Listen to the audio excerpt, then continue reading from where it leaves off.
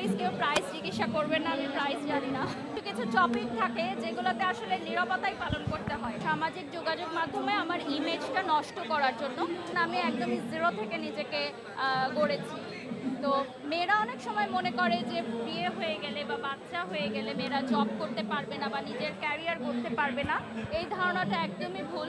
চাইলে সব কিছু ম্যানেজ করেও কর্ম ব্যস্ততার মধ্যেও সংসার সামলানো যায়, বাচ্চাকে টেক কেয়ার করানো যায়। আই গেস এটা সবার জন্য অনুপ্রেরণামূলক। আমি বেশ কয়েকদিন ধরে প্ল্যান করছিলাম যে একটা লাল শাড়ি পরবো।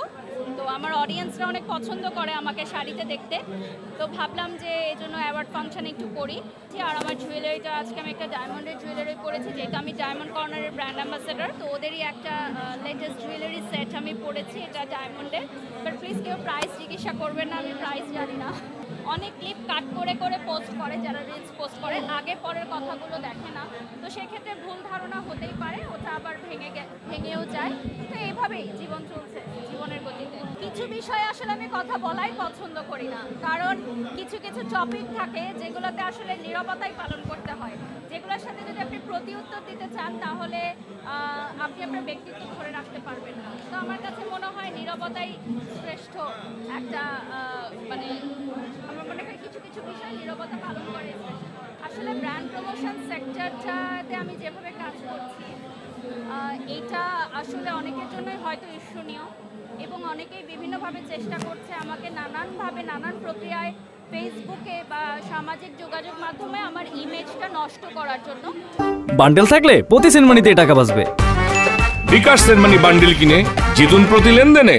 কারণ আমার ইমেজ ও ক্যারিয়ার নষ্ট করতে পারলে কিছু মানুষের স্বার্থ হাসিল হবে, কিন্তু আসলে ভুলে গেলে চলবে না যে একটা ক্যারিয়ার বা একটা ব্যক্তিত্ব অনেক বছরের সাধনার পর তৈরি হয়। আর আমি যেখানে দীর্ঘ বছর একদম ছোট থেকে এই অঙ্গনে গড়ে উঠেছি, আমার কাছে এগুলো খুবই স্বাভাবিক। এগুলো কীভাবে হ্যান্ডেল করতে হয়, এগুলো কীভাবে ট্যাকল করতে হয়, আমি আমার সিনিয়রদের কাছ থেকে শিখেছি, দেখেছি, পরামর্শ নিয়েছি।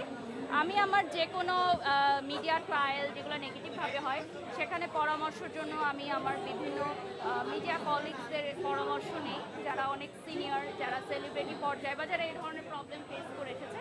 তো তাদের পরামর্শগুলো আমি মেনে চলার চেষ্টা করি।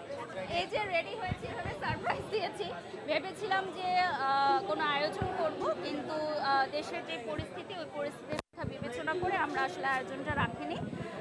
তো এটাই। আর আমার তো এখন একটা মেয়ে আছে, ও বাবার জন্য ফুল কিনেছে, ফুলের শুভেচ্ছা দিয়েছে, এটুকুই আমাদের আয়োজন। না, দাদার সাথে তো একটু আগেও কথা হচ্ছিল, একসাথে আমরা স্টেজে ছিলাম।